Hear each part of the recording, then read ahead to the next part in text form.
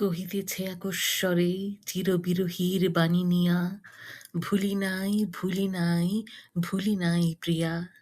মহারাজ, কোনো মহারাজ্য কোনো দিন পারে নাই তোমারে ধরিতে, সমুদ্রস্তনিত পৃথ্বী হে বিরাট তোমারে ভরিতে। নাহি পারে তাই এই ধরারে, জীবন উৎসব শেষে দুপায়ে ঠেলে মৃৎপাত্রের মতো যাও ফেলে। তোমার কীর্তির চেয়ে তুমি যে মহৎ, তাই তব জীবনের রথ পশ্চাতে ফেলিয়া যায় কীর্তিরে তোমার। বারংবার জীবনে রেখে রাখিতে পারে, আকাশের প্রতি তারা ডাকিছে তাহারে। তার নিমন্ত্রণ লোকে লোকে, নব নব পূর্বাচলে আলোকে আলোকে। পর্ব 6। আমার সংসারে কাজের লোকের অভাব নেই। তারা অনুগত, কর্মঠ, সৎ। তা সত্ত্বেও আমি প্রায় সমস্ত ভার বহন করছি। ঘরেই আটকে পড়েছি, তখন কিছু তো একটা করতে হয়। আমার তো এমনটি হওয়ার কথা ছিল না। ঘরে বাইরে ব্যস্ততায় আমার জীবন পূর্ণ হওয়ার অপেক্ষায় ছিল। তবু ছেলে মেয়ে দুটো অনেকটা শূন্যতা পূরণ করেছে। চমৎকার আমার ছেলে মেয়ে। তারাও আমার মতো প্রাণ উচ্ছল, চঞ্চল, পাহাড়ি ঝর্ণার মতো। আনন্দে আহ্লাদে সারা বাড়ি মুখর করে রাখে। আমার বাড়ির পোষ্যরাও তাদের সংস্পর্শে এসে সুখ পায়। আত্মীয়রা গর্ব অনুভব করে, বন্ধু বান্ধবরা মুগ্ধ হয়, প্রশংসা করে। শুধু আমার অন্তরের অন্তঃস্থলে টিস টিস করে বেদনা। যদি ওরা আমার ভাগ্য পায়, দেখতে দেখতে ওরাও বড় হয়ে যাচ্ছে। বাসায় বেশিক্ষণ থাকে না। ছেলে মেডিকেল কলেজে, মেয়ে ইংরেজিতে অনার্স পড়ছে। আর কয়েক বছরের মধ্যেই ওরা জীবনে পদার্পণ করবে। ভাবতেই আমার সুখ সুখ বোধ হতে থাকে। তারপর আমি আবার মলিয়াপার বরের পাশে একাকী জীবন যাপন করব। আমার কিছুটি করবার থাকবে না। তখন মনের ভেতর মন লুকিয়ে, কি জন্য আমার জন্ম হয়েছিল, কি করে গেলাম সারা জীবন, কার জন্য, কেন, এসব ভাবতে ভাবতে বার্ধক্যের শেষ সীমায় পৌঁছে যাব। কেউ জানবে না, কেউ বুঝবে না আমার অন্তরের অনির্বাণ শিখার কথা, যা আমাকে দগ্ধ করেই মারল, আলো দেয়নি কখনো। কর্ণফুলী নদীর স্রোতের চাইতে দ্রুত আমার জীবনে সময় বয়ে যায়। আমি একদিন ইলিয়াস খানকে বললাম, আমাকে এবার একটু ছুটি দাও। কোথায় যেতে চাও তুমি? সেই চড়ুয়া দেশে, যেখানে আমার বোন ইভা থাকে। তুমি একা যেতে পারবে? শুনে হাসি পেল আমার। হেসে বললাম, কেন পারবো না? আমি তো এখনো এত বুড়ো হয়ে যাইনি। চিন্তা করে দেখি। চিন্তা করার কি আছে? যদি বলো যাও তবে যাব, যদি বলো যেও না তবে যাব না। না, তা বলছি না, তবে ওখানে সামনে শীতকাল, তোমার কষ্ট হবে। তার মুখে আমার কষ্ট হওয়ার কথা শুনে এতকাল পরেও আমার চোখে পানি এসে গেল। গলার কাছে কেমন ভার বোধ হলো। তাই খানিকক্ষণ চুপ করে থেকে বললাম, শীতের পরেই না হয়ে যাই, 2 মাস থাকবো, তারপরে আবার শীতের আগে চলে আসব। অতি উন্নচ্চ স্বরে বলল, ঠিক আছে। উদাস নয়নে সামনে দূরের ধোঁয়াটে পাহাড়ের দিকে দৃষ্টি প্রসারিত করে বসে রইলেন ইলিয়াস খান। অস্তগামী সূর্যের সোনালি আভা তার শান্ত সৌম্য অবয়বে। বড় নিঃসঙ্গ, বড় করুণ দেখাচ্ছে তাকে। হঠাৎ তার জন্য আমার মমতা বোধ হলো। বললাম, ছুটি নিয়ে চলো না, ঢাকা থেকে ঘুরে আসি শীতের আগেই। বলল, শীতের সময় যাওয়াই ভালো, কারণ চাটগাঁয়ে তো শীত বেশি, চা বাগানে তো আরো বেশি। মনে মনে ভাবলাম, কতকাল যে এই পাহাড়ি এলাকায় শীত কাটালাম, তার হিসাবও মনে নেই আজ।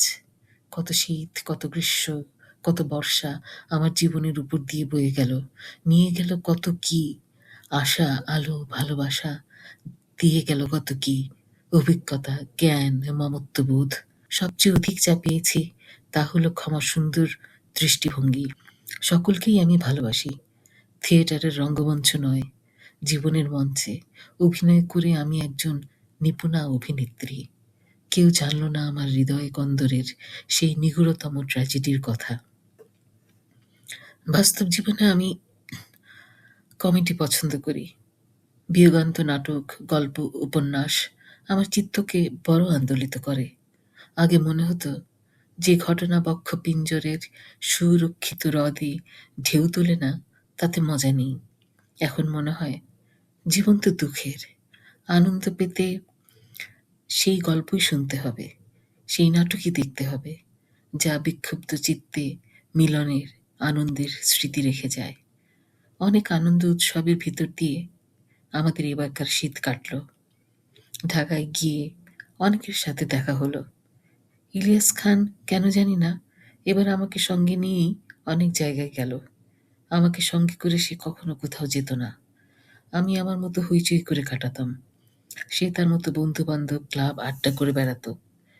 এবার তার ব্যতিক্রম দেখে আমার কোথায় যেন কেমন একটু অশান্তি বোধ হতে লাগলো। যদিও সারা জীবন ধরে আমি এমনটিই চেয়েছি। একদিন হাসতে হাসতে বললাম, এই যে মলি আবার বর, এবার যে আমার সঙ্গে এত বেড়াচ্ছ, আমি তো অচ্ছুত, নাকি মলিকে ভুলে গিয়েছ? নরম সুরে বলল, তোমার বড় অহংকার নীলা। এরকম কথা তার মুখেই প্রথম। শুনে একটু চমকে উঠলাম। বললাম, যা হোক, এতদিনে একটা বিশেষণ তো শুনলাম তোমার মুখে। ওটাই যত্ন করে রাখবো সারা জীবন। বাংলাদেশে ঋতু বদলের অনুষ্ঠান, তাই মার্চ মাসে যথেষ্ট গরম পড়তে শুরু করেছে। আমার যাওয়াও সব ঠিক, ছেলেমেয়েরা বাসায়। আমার স্বামীর ইচ্ছা তিনি আমাকে ঢাকায় নিয়ে এসে প্লেনে তুলে দেবেন। আমি বললাম আমার ছেলের কথা। ইশতিয়াক তো আমাকে তুলে নিয়ে আসতে পারে। তাছাড়া ঢাকায় আমার ভাই, ভাইয়ের ছেলেরা আমাকে তুলে দিবে। তোমার এত দূর থেকে যাওয়া আবার ফিরে আসা কষ্ট হবে না?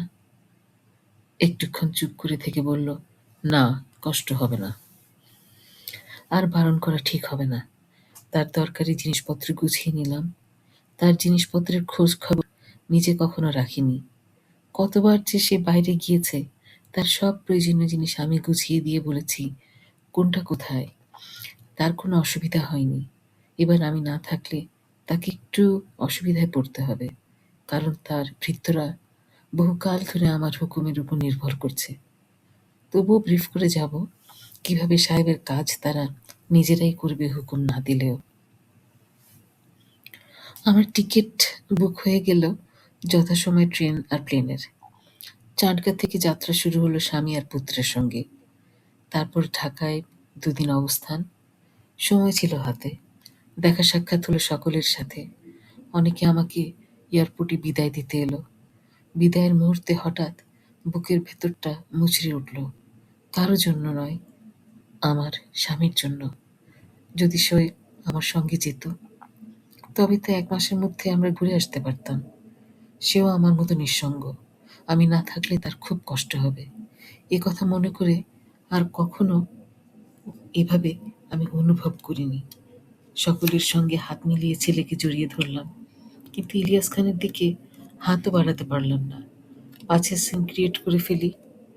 যেতে যেতে একবার পিছন ফিরে তাকালাম, দেখি সবার চোখেই পানি।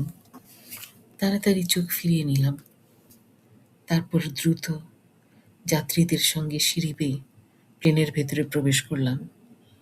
একজন ক্রুর সহায়তায় আমার জন্য নির্দিষ্ট সিটে গিয়ে উপবেশন করলাম। জানালার পাশে আমার সিট। বাইরের দৃশ্য দেখার মোটেই ইচ্ছে নেই, তাই মাথা নিচু করে অন্তরের অস্থিরতা প্রশমিত করার চেষ্টা করছি। এমন সময় সিট বেল্ট বাঁধার ঘোষণা, সাথে এয়ার হোস্টেসের শুভেচ্ছা বাণী উচ্চারিত হলো। সচকিত হলাম। অজানার উদ্দেশ্যে একাকী যাত্রা, সেই কথাটি মনে পড়ল। হিথ্রো বিমানবন্দরে ইভা, আমার বড় বোন, যাকে কখনো আপা বলে ডাকিনি, ফরিদ ভাই, ইমন, সুমন আর পলা, ওরা সকলে আমার জন্য অপেক্ষা করছিল। অনেক দিন পর দেখা। ওরা আনন্দে অধীর হলো। ছেলেমেয়েরা অনেক বড় হয়ে গিয়েছে। ওরাও যেন হাতে আকাশের চাঁদ পেয়েছে। মাঝে মাঝে ওরা দেশে আসে। আমাদের চা বাগানের পরিবেশও ওরা খুব ভালোবাসে। সেজন্যে আমাদের সঙ্গে বন্ধুত্ব খুবই প্রগাঢ়। ওদের দেখে আমার পথশ্রান্তি দূর হয়ে গেল। ভুলে গেলাম নিজের প্রিয়জনের বিচ্ছেদের যন্ত্রণা। কুশল সংবাদ শুনে আর বলেই বিলেতের প্রথম দিন কাটল। তারপর বিশ্রাম। পরের দিন ওরা টেলিক্স পাঠালো দেশে আমার নিরাপদে পৌঁছার সংবাদ দিয়ে। ওদের তখন ঠান্ডা, তবে সহ্য করা যায়। বড় আরাম বোধ হলো। ইভা ছুটি নিয়েছিল কয়েকদিনের। বাসায় একা থেকে হয়তো আমি ঘাবড়ে যাব, সেই জন্য ও বাসায় সারাক্ষণ আমার সঙ্গে। সেই ছোটবেলার কথা, কত ঘটনা। একবার বেড়াতে গিয়ে ইভাকে আম্মা রেখে এসেছিলেন খালার বাসায়। সেই শোকে আমি সারা রাত দুঃস্বপ্নের ভেতর দিয়ে কাটিয়েছিলাম। মাকে জ্বালিয়েছি, কান্নাকাটি করেছি। পরের দিন বিকেলে মা লোক পাঠিয়ে ইভাকে আনবার পর তবে আমি শান্ত হই। আর এখন কোথায় ইভা, কোথায় আমি, কোথায় ওর জগৎ, আর কোথায় আমার? আমরা যে এক মায়ের কোলে এসেছিলাম, একই ঘরে মানুষ হয়েছিলাম, তা আজ স্মৃতিমাত্র। পৃথিবীর ৮-১০ জন মানুষের মতোই ওর আমার জীবন নিজ নিজ কালের স্রোতে ধাবমান। বোন বলে জীবনের কোনো কিছুর সাদৃশ্য বা মিল নেই। ছুটির দিনগুলোতে ওরা সকলেই বাসায় থাকে। কোনোদিন সবাই মিলে দূরে কোথাও বেরিয়ে পড়ি। কখনো ইংরেজ কবি শেক্সপিয়ারের বাড়ি, কখনো অক্সফোর্ড, কেমব্রিজ ইউনিভার্সিটি, কখনো শহর থেকে অনেক দূরে। লং ড্রাইভ আমার সব সময় ভালো লাগে। ইংল্যান্ডের গ্রামাঞ্চল দেখারও আমার খুব শখ। তাও দেখা হলো অনেকবার। ওদের গ্রামগুলো যেন আমাদের দেশের শহর। আমাদের দেশটা যদি এমন হতো। বিদেশে বাঙালি মাত্রেই সজ্জন, এখানেও তাই দেখছি। সব বাঙালিরাই আপনজন। এ বাড়ি ও বাড়ি বেড়ানো আর দাওয়াত খাওয়া প্রতিটি ছুটির দিনের কাজ হয়ে দাঁড়ালো। পাল্টা ইভাও আমার আগমন উপলক্ষে ছোট ছোট পার্টি দিয়ে বন্ধু বান্ধবদের ডাকে। কি করে ওরা আমাকে আনন্দে রাখবে, কেবল সেই চিন্তাই যেন ওদের। আমি দিনের বেলায় একাই থাকি বাসায়, তবে সময় কাটে যায়। রান্নাবান্না করি আমার মনের মতন। ওদের আনন্দ আর ধরে না। মাঝে মাঝে একাই হাট বাজারে যাই, মন্দ লাগে না, পারিও। ভৃত্য পরিবেষ্টিত জীবনের বাইরে এসে যেন কেমন মুক্তির স্বাদ পাচ্ছি। এ এক নতুন অনুভূতি আমার জন্য। জীবনে কত কি দেখবার আছে, জানবার আছে, কিছুই দেখতে শুনতে পেলাম না। ওই ইলিয়াস খান, সুন্দর সুপুরুষ, একটি দুষ্ট গ্রহের মতো, না আমাকে কাছে টানলো, না দূরে যেতে দিল। ২৫ বছরের বিবাহিত জীবন আমার শুধু কান্নার ইতিহাস, আর কিছুই নয়। কেউ জানল না আমার জীবনের করুণ কাহিনী। বাইরের হাসির ছটাই সকলে দেখল।